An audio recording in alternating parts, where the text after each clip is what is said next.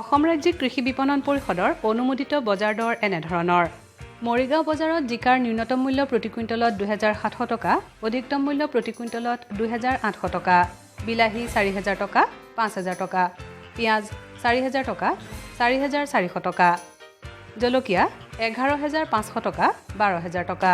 নগাঁও বজাৰত বন্ধাকবিৰ ন্যূনতম মূল্য প্ৰতি কুইণ্টলত ১৮০০ টকা, অধিকতম মূল্য প্ৰতি কুইণ্টলত ২২০০ টকা, তিয়ঁহ ২৫০০ টকা, ২৬০০ টকা, বেঙেনা ৩৫০০ টকা, ৪০০০ টকা, সৰিয়হ ৫৩০০ টকা, ৫৬০০ টকা। লখিমপুৰ বজাৰত ভেন্দিৰ ন্যূনতম মূল্য প্ৰতি কুইণ্টলত ৩৫০০ টকা, অধিকতম মূল্য প্ৰতি কুইণ্টলত ৩৮০০ টকা, লেচেৰা ৪০০০ টকা, ৪২০০ টকা, পটল ২৮০০ টকা, ৩০০০ টকা, বিলাহী ৪০০০ টকা, ৪২০০ টকা। ধুবুৰী বজাৰত মিহি ধানৰ ন্যূনতম মূল্য প্ৰতি কুইণ্টলত ২১০০ টকা, অধিকতম মূল্য প্ৰতি কুইণ্টলত ২২০০ টকা, মাকৈ ২৩০০ টকা, ২৪০০ টকা, মগু ৯২০০ টকা, ৯২৫০ টকা, সৰিয়হ ৫২০০ টকা, ৫৩০০ টকা। কেন্দ্ৰীয় বতৰ বিজ্ঞান প্ৰতিষ্ঠানৰ পৰা পোৱা বতৰৰ আগলি বতৰা অনুযায়ী গুৱাহাটী আৰু ইয়াৰ উপকণ্ঠ অঞ্চলৰ বতৰ আংশিকভাৱে ডাৱৰীয়া হৈ থাকিব। বতাহ প্ৰতি ঘণ্টাত ১৬ কিলোমিটাৰ বেগেৰে বলিব। আপেক্ষিক আৰ্দ্ৰতা ৮২% ভিতৰত থাকিব।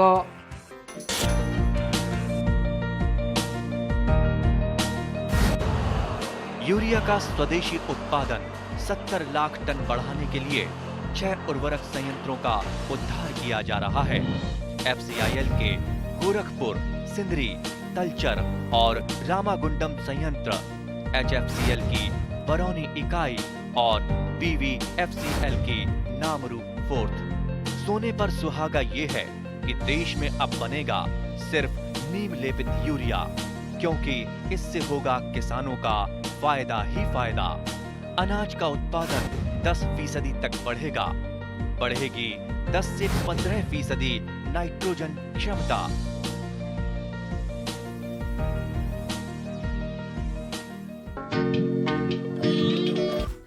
প্ৰাকৃতিক জলসম্পদেৰে পৰিপূৰ্ণ অসমত মীন পালনে যথেষ্ট সম্ভাৱনীয়তা বহন কৰি আহিছে। ৰাজ্যখনত থলুৱা মাছৰ ভাল বজাৰ চাহিদা আছে আৰু গ্ৰাম্যাঞ্চলৰ বহু নিবনুৱা যুৱক যুৱতী মীন পালনৰ দৰে লাভজনক কৃষি ব্যৱস্থাপনাৰ জৰিয়তে স্বনিয়োজন হ'ব পাৰিছে। মীন পালনৰ বাবে আটাইতকৈ গুৰুত্বপূৰ্ণ সময় হ'ল গ্ৰীষ্মকাল। এই কালতে মাছৰ বৃদ্ধি আশানুৰূপ হয়। সেয়েহেতু গ্ৰীষ্মকালত মীন পালকসকলে কিছু ব্যৱস্থা হাতত ল'ব লাগে।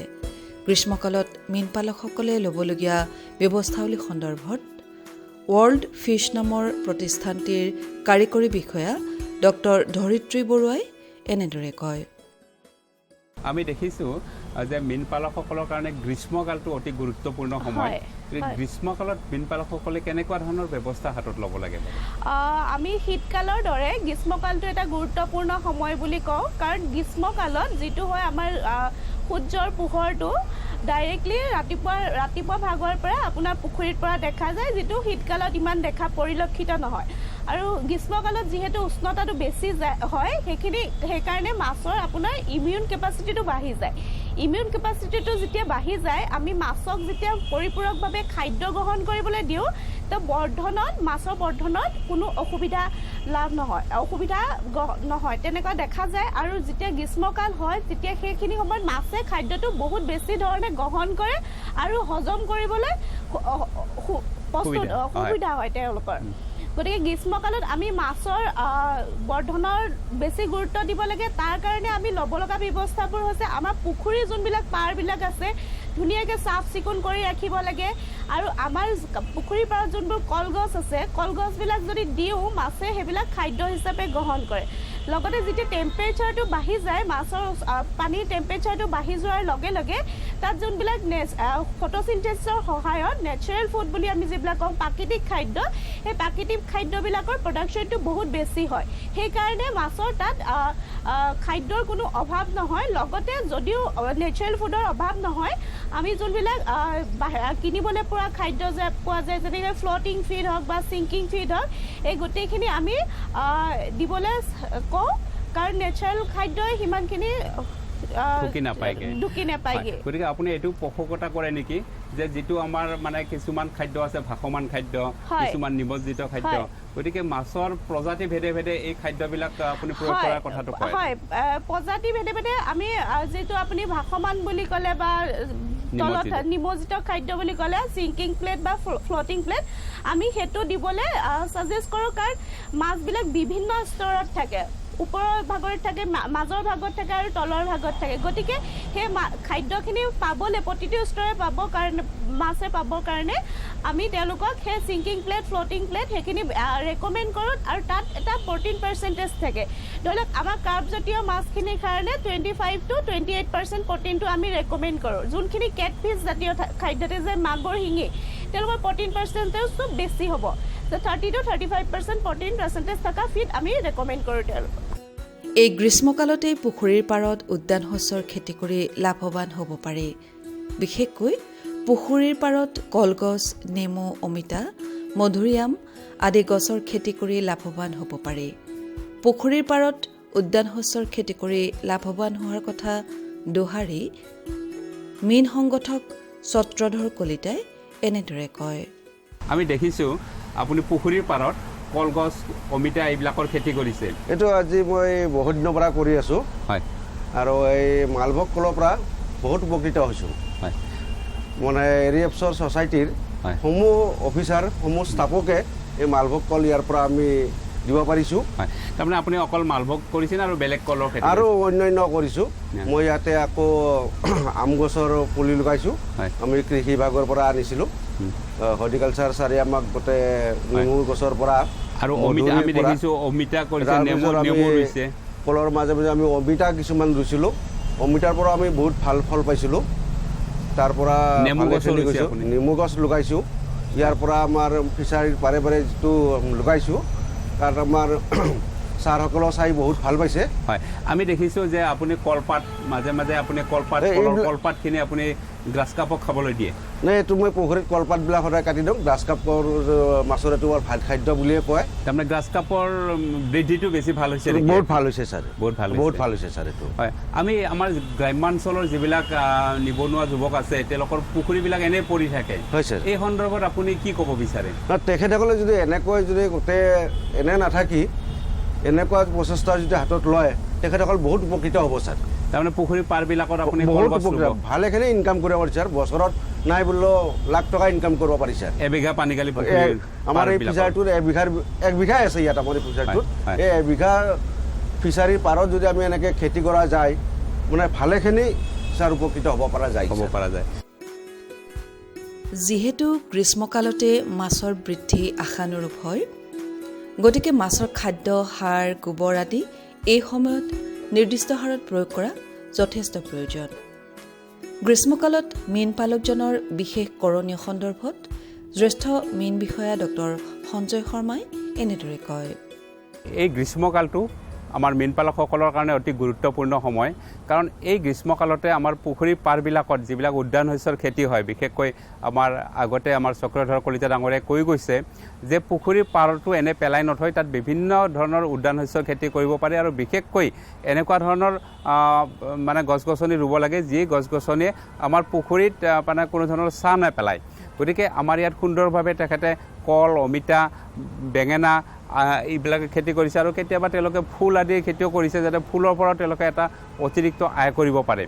যিহেতু ইয়াত হোৱা গছ গছখিনি বা যিখিনি বন হয়, এই ঘাঁহ হয়, এই ঘাঁহখিনি আৰু কলপাতখিনি আমাক গ্ৰাছ কাপক খুৱাব পাৰে। আৰু গ্ৰাছ কাপৰ কাৰণে এইটো এটা উত্তম খাদ্য হয়। গতিকে আমি গ্ৰাছ কাপৰো উৎপাদন পালোঁ আৰু লগতে আমি উদ্যান শস্যৰ উৎপাদনখিনিও আমি পাব পাৰোঁ। বিশেষকৈ এই গ্ৰীষ্মকালটোত আমাৰ মীন পালকসকলৰ আটাইতকৈ গুৰুত্বপূৰ্ণ সময় হৈছে কি যে ইয়াত যিকোনো ধৰণৰ মেটেকা বা তেনেকুৱা ধৰণৰ পুলি হ'ব পাৰে। গতিকে অকণমান হোৱাৰ লগে লগে সেইখিনি যাতে আঁতৰাই দিব পাৰে, নাইবা চুক এটালৈকে ঠেলি তাত বাঁহেৰে বান্ধি দিব লাগে, যাতে সেইখিনিৰ মানে সম্প্ৰসাৰিত হ'ব নোৱাৰে। অন্যথাই এইখিনি মানে ইমান ভয়ানকভাৱে বাঢ়ি আহে যে যদি অকণমানো আওকাণ কৰে তেনেহ'লে 10-15 দিনমানৰ ভিতৰতে গোটেই পুখুৰীটোৱে এনেকুৱা জলজ অপতৃণৰে চানি পেলায়।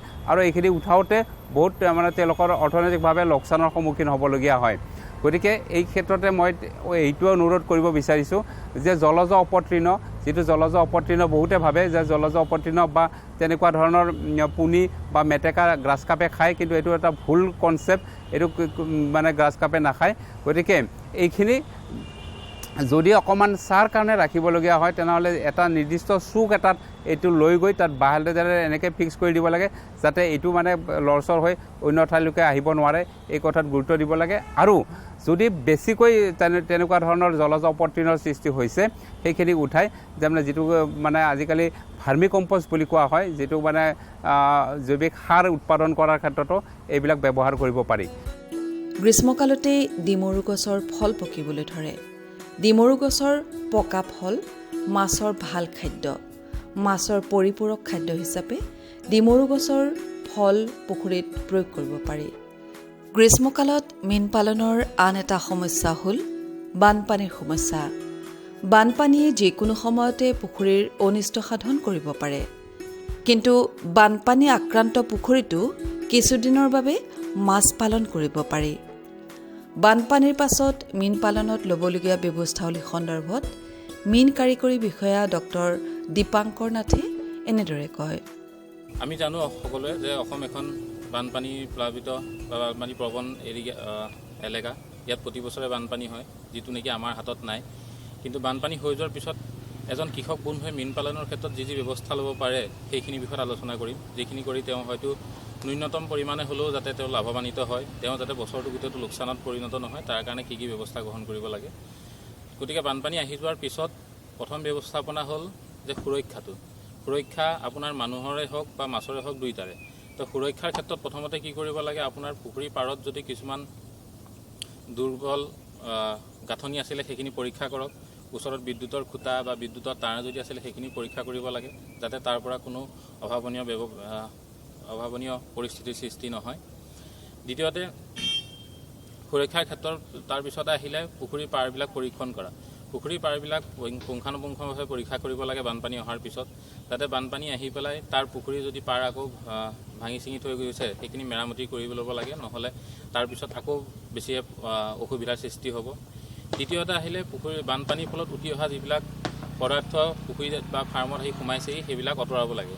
সেইবিলাক মানুহে নিজেই গৈ পুখুৰীত নামি প্ৰথমতে যিবিলাক দূষিত কৰিব পৰা পদাৰ্থ আছে, প্লাষ্টিকেই হওক বা বেলেগ কিবা গছ গছনি হওক, সেইখিনি আঁতৰাই ল'ব লাগে। সেইখিনি আঁতৰোৱাৰ পিছত আহিলে পুখুৰীত জাল পেলোৱা। পুখুৰীত খুব সঘনাই বাৰে বাৰে জাল টানিব লাগে, যাতে যিবিলাক মাংসভোজী মাছ আছে যেনে বৰালি আৰু আৰি এইবিলাক আঁতৰাব লাগে। নহ'লে কি হ'ব, তাত যদি পিছত আকৌ যদি আপুনি পুখুৰীত মাছ দিয়ে সিহঁতি সেই মাছবিলাক খাই পেলাই আপোনাৰ আৰু বেছিহে ক্ষতি কৰিব। গতিকে সেই মাছবিলাক আঁতৰাব লাগে, বাৰে প্ৰতি নেটিং কৰিব লাগে বা জাল টানিব লাগে। জাল টনাৰ পিছত আহিলে পুখুৰীটো যদি পাৰি তাৰপিছত অলপমান পানী উলিয়াই মেলি তাত পানীখিনি পৰীক্ষা কৰিব লাগে। কাৰণ বাহিৰৰ পৰা যেতিয়া পানী আহি পেলাই সোমালেহি সি ওচৰৰ যিমানবিলাক কেটছমেণ্ট এৰিয়া আছে গোটেই পানী তাৰ পৰা পানী লৈ আহিব। তাত জৈৱিক আৰু অজৈৱিক বহুত পদাৰ্থ থাকিব পাৰে। সেই পদাৰ্থখিনি আমাৰ পুখুৰীৰ পানীৰ গুণাগুণ যিটো পৰিমাণ আছে সেই পৰিমাণটো নাইকিয়া কৰিব। গতিকে পুখুৰীৰ কিছুমান পেৰামিটাৰ যেনে pH, দ্ৰৱীভূত অক্সিজেন, নাইট্ৰেট, এমনিয়া আদি পৰীক্ষা কৰি ল'ব লাগে। পৰীক্ষা কৰি যদি তাত যদি কিবা যদি তাৰতম্য ঘটিছে তেতিয়াহ'লে সেইখিনি কাৰেকশ্যন বা শুদ্ধ কৰিবৰ কাৰণে তাৰ যিখিনি ব্যৱস্থাপনা আছে ব্যৱস্থাপনাখিনি গ্ৰহণ কৰিব লাগে। কিন্তু সমস্যা থাকিলেও ৰাজ্যখনৰ গ্ৰাম্যাঞ্চলৰ নিবনুৱা যুৱক যুৱতীসকল মীন পালনৰ বাবে আগবাঢ়ি অহাটোৱে যথেষ্ট আশাৰ সঞ্চাৰ কঢ়িয়াই আনিছে। ইতিমধ্যে পুৰুষ মহিলা উভয়ে মীন পালনত প্ৰশিক্ষণ গ্ৰহণ কৰি দুগুণ উৎসাহেৰে এই বৃত্তিত নিজকে আত্মনিয়োগ কৰিছে। শেহতীয়াকৈ বহুতো মীন পালকে মাছৰ পোনাৰ ব্যৱসায়ত নিজকে আত্মনিয়োগ কৰিছে। যিহেতু ৰাজ্যখনত গুণগত মানদণ্ডৰ মীন পোনাৰ এক উচ্চ চাহিদা আছে, গতিকে মীন পোনা প্ৰতিপালনে এক প্ৰচুৰ সম্ভাৱনা বহন কৰিছে। মীন পোনাৰ ব্যৱসায়েৰে লাভৱান হোৱা হাজো অঞ্চলৰ মীন পালক শ্বহীদুল ইছলামে এনেদৰে কয়। এতিয়া আমাৰ ওচৰত যেনেকৈ ধৰক এতিয়া আমাৰ কুদ্দুছ দাদাই স্পন বনাই আছে, হেডচাৰী বুলি কয়, তেখেতৰ পৰা আমি স্পনটো লওঁ। স্পনটো লৈ এতিয়া ধৰক নিজা খালো আছে আমাৰ আৰু লিজতো লোৱা থাকে। সেইগিলাত আমি স্পনগিলা আমি ইয়াৰ পৰা লৈ পেলাই আমি সেই খালত এৰি দিওঁ।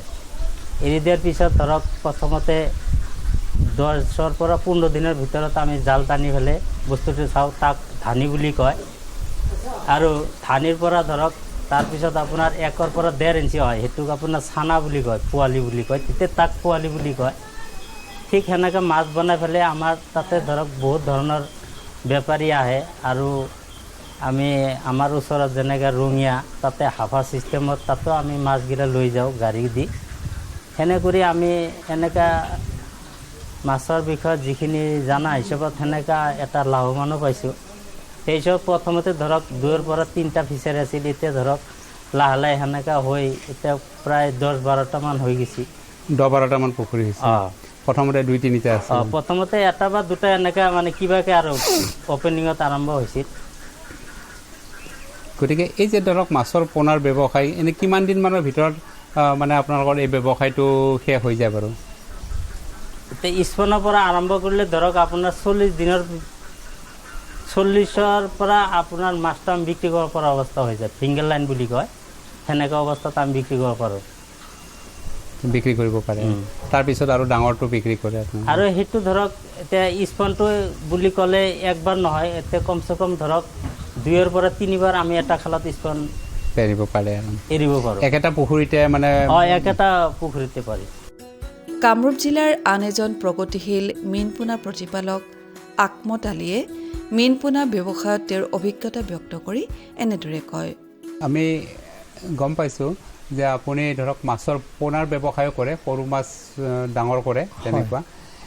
যোৱা বছৰ আপোনালোকৰ পোনাৰ ব্যৱসায়টোৰ কেনেকুৱা অভিজ্ঞতা হৈছিল? হয়, মোৰ যোৱা বছৰ এটা পুখুৰী লিজ লোৱা আছিলে 12 বিঘা।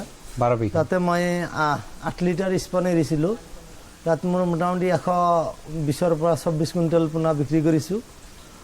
পোনাৰ পৰা মানে 2.5 ইঞ্চিৰ পৰা 6 ইঞ্চিলৈকে মোটামুটি মোৰ 12 লাখ টকামান বিক্ৰী হৈছে। তাতে 5 লাখ টকামান লাভ পাইছোঁ মই এটা পুখুৰীত। এটা পুখুৰীৰ পৰা 5 লাখ টকা লাভ পাইছে। গতিকে পোনাৰ ব্যৱসায় কৰি আৰু তাত পোনাটো ডাঙৰ কৰিছিল। হয়, কেইমাহমানত আপোনালোকে ধৰক পোনাটো বিক্ৰী হৈছিল তেতিয়া? মোৰতো প্ৰথমতে দিয়াৰ 40 দিন পিছৰ পৰা বিক্ৰী কৰি আছোঁ। সপ্তাহত এবাৰ দুবাৰ এনেকৈ বিক্ৰী কৰি থাকোঁ, জাল টানি থাকোঁ, মাছ বিক্ৰী কৰি থাকোঁ, আকৌ আধাৰ দি থাকোঁ, এনেকৈ বাঢ়ি থাকে। টোটেলি মোটামুটি মোৰ 124 কুইণ্টেলমান বিক্ৰী হৈছে, মাছ বিক্ৰী হৈছে। হয়, গতিকে ধৰক এই যিটো অভিজ্ঞতা যে 10-12 বিঘা পুখুৰীৰ পৰা 5 লাখ টকা লাভ হৈছে, গতিকে এনে আমাৰ ধৰক গ্ৰামাঞ্চলৰ নিবনুৱা যুৱক যুৱতীসকলেও মাছৰ পোনাৰ ব্যৱসায় কৰিব পাৰে নেকি? আপুনি কি পৰামৰ্শ দিয়ে? পাৰে, নিশ্চয় পাৰে। যিবিলাকে হয়তো ভাবে যে মই নিবনুৱা, তেখেতসকলে মাছৰ ব্যৱসায় প্ৰথমতে সৰুকৈ ষ্টাৰ্ট কৰিলে পিছলৈকে ডাঙৰ হ'ব। আৰু এই মাছৰ ব্যৱসায়ত প্ৰফিট আছে ভালেখিনি, মোটামুটি অলপ দিনতে কম খৰচতে ভালেখিনি লাভ পায়। এনেদৰে ৰাজ্যখনৰ মীন পালকসকলে মীন পালনত ব্ৰতী হ'লে ৰাজ্যখন মাছ উৎপাদনত স্বাৱলম্বী হোৱাৰ লগতে অৰ্থনৈতিক বুনিয়াদ টনকিয়াল হ'ব বুলি আশা কৰিব পাৰি।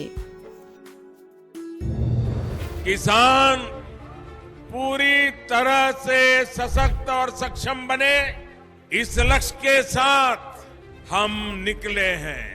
देश के किसानों को हर वो साधन संसाधन दिए जाए जिससे वो अपनी आय दोगुनी कर सके। ये मुस्कान है खुशहाली की, देश के मान की।